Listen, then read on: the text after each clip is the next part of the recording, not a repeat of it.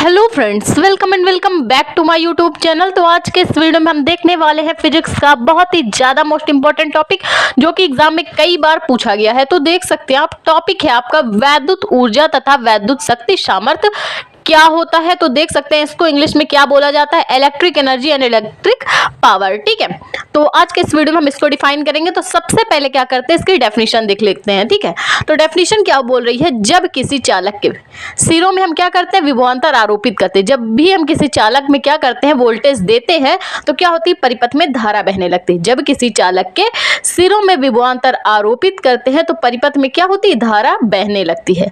और परिपथ में जो धारा प्रवाहित करने में, भाई परिपथ में हम क्या करेंगे, सबसे पहले कुंजी को ऑन करेंगे, फिर परिपथ में वोल्टेज देंगे, फिर धारा बहेगी। तो इतना जो हमने कार्य किया है, तो उसी को क्या कहते हैं, किए गए कार्य को क्या कहते हैं, वैद्युत ऊर्जा कहते हैं। यानी वैद्युत ऊर्जा हमने कितनी खर्च की ये इतना सारा काम करने में। ठीक, तो चलिए फिगर के माध्यम से इसको समझते हैं। तो जैसा कि आप जानते हैं, किसी चालक में क्या होते थे, मुक्त इलेक्ट्रॉन होते थे। क्या होते थे, मुक्त इलेक्ट्रॉन होते थे। और चालक के सिरों का क्षेत्रफल ए होता था, और हम उसमें लगाते थे एक बैटरी और क्या लगाते थे, एक कुंजी। ठीक, जैसे ही कुंजी को हम ऑन करेंगे और वोल्टेज देंगे, तो परिपथ में क्या होगी, धारा बहने लगेगी। ठीक, तो इस चालक की लंबाई एल है। तो जैसे ही परिपथ में धारा बहेगी, तो जो इलेक्ट्रॉन सो रहे होते हैं, पहले तो भाई जब धारा नहीं बहेगी तो इलेक्ट्रॉन सोएंगे, लेकिन जैसे ही करंट लगा तो क्या होंगे, वो फड़फड़ाने लगेंगे, इधर उधर नाचने लगेंगे, और उनकी टक्कर जैसे ही होगी तो उसमें जो ऊर्जा प्राप्त होती है उसे हम कहते हैं अनुगमन वेग। ठीक, अब इसमें देख लीजिए, तो इसमें भी हमने क्या की, एक बैटरी लगाई, एक कुंजी लगाई। जैसे ही कुंजी को ऑन करेंगे, वोल्टेज देंगे, तो परिपथ में क्या होगी, धारा बहेगी। ठीक, तो इसी बहने वाली धारा को हम क्या कहते हैं, धारा को बहाने में जितना बह रही है, जितना हमें कार्य करना पड़ा है वोल्टेज और धारा को इस परिपथ में बहने में, तो उसी किए गए कार्य को क्या कहते हैं, वैद्युत ऊर्जा कहते हैं। ठीक है, तो किसी परिपथ में जब हम क्या करते हैं, धारा को आरोपित करते हैं, विभवांतर आरोपित करते हैं, तो परिपथ में क्या होती है, धारा का फ्लो होता है। और इसी सब प्रक्रिया में जो किया गया कार्य है, उसी को क्या कहते हैं, वैद्युत ऊर्जा कहते हैं। तो वैद्युत ऊर्जा किसके बराबर होगी, परिपथ में किए गए कार्य के। धारा को बहने में, भाई परिपथ में धारा बहने में क्या हुआ, जितना कार्य करना पड़ा है, उसी को हम क्या कहते हैं, वैद्युत ऊर्जा कहते हैं। तो वैद्युत ऊर्जा किसके बराबर होगी, W के। तो जैसा कि हम कह दें कि इस परिपथ में हमने वोल्टेज V दिया है, तो विभवांतर भाई धारा I बही है, तो T समय में अगर परिपथ में धारा आपकी I है, तो इसका आवेश क्या हो जाएगा।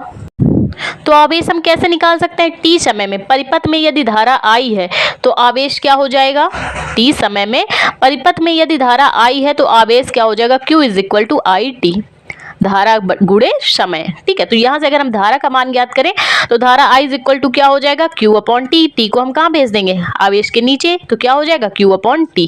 ठीक है, तो अब हम निकालेंगे किया गया कार्य, इस परिपथ में किया गया कार्य, जो कि किसके बराबर है, वैद्युत ऊर्जा के।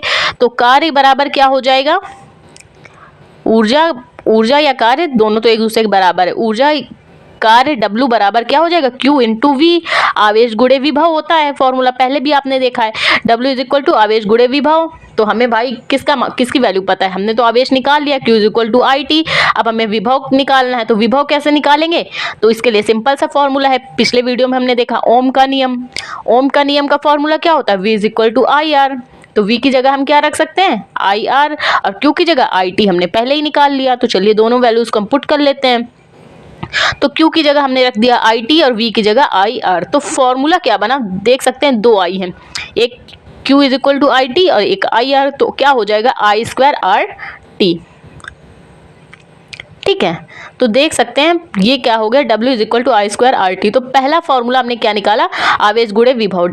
कार्य बराबर क्या होता है, आवेश गुणे विभव, इसको समीकरण 1, और ये वाला जो फॉर्मूला निकाला इसको समीकरण 2 नाम दे देंगे। तो इसके लिए हम एक और फॉर्मूला निकाल सकते हैं कार्य के लिए।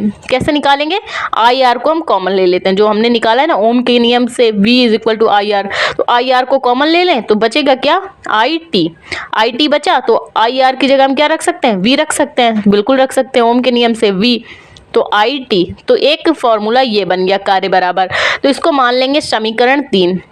अब हम एक फॉर्मूला और निकाल सकते हैं। कैसे निकाल सकते हैं, अगर हम प्रतिरोध को एक साइड रखें और धारा को कहाँ कर दें, विभवांतर के नीचे, तो क्या आ जाएगा फॉर्मूला, यहाँ से V स्क्वायर टी अपॉन क्या हो जाएगा आर, हमने क्या किया 1/r कर दिया है, तो W इज इक्वल टू क्या आ गया v² t अपॉन r। ये हम इसको मान लेंगे समीकरण 3। तो देख सकते हैं आप हमने क्या किया है, कार्य के 3 फॉर्मूले निकाले। 1/r कर देंगे तो क्या हो जाएगा, उस भाई v अपॉन आई के बटे में 1, तो 1/r की वैल्यू आ जाएगी ना। तो W इज इक्वल टू क्या हो जाएगा v² t अपॉन r। इसको हम मान लेंगे समीकरण 3। तो देख सकते हैं हमने कितने फॉर्मूले निकाले कार्य बराबर के, 3 फॉर्मूले हमने ज्ञात कर लिए हैं। ठीक है, तो अब इसमें हम क्या करेंगे, अगर हम वैद्युत ऊर्जा लगाएंगे तो वैद्युत ऊर्जा के लिए फॉर्मूला क्या होता है।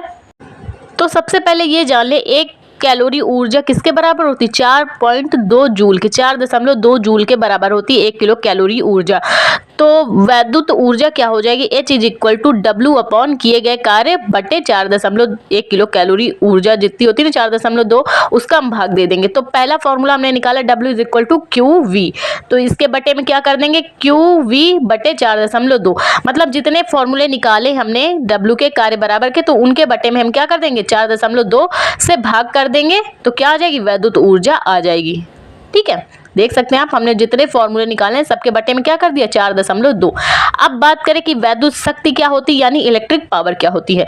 तो किसी परिपथ में, किसी भी वैद्युत परिपथ में हो रहे ऊर्जा क्षय को ही क्या कहते हैं, वैद्युत शक्ति या सामर्थ्य कहते हैं। जितना t समय में भाई कोई भी परिपथ जितनी भी वैद्युत ऊर्जा को सह सकता है, मतलब कि क्षय होने में जितनी भी ऊर्जा की शक्ति, जितना वोल्टेज हम दे रहे हैं, भाई वोल्टेज देंगे तभी तो धारा बहेगी, तो जितना उसकी क्षमता होगी किसी वैद्युत परिपथ की वैद्युत ऊर्जा को सहने की, तो उसी क्षमता को क्या कहते हैं, आपकी वैद्युत ऊर्जा शक्ति या सामर्थ्य कहते हैं। तो इसको हम P से डिनोट करते हैं। तो P इज इक्वल टू क्या होता है, W अपॉन T।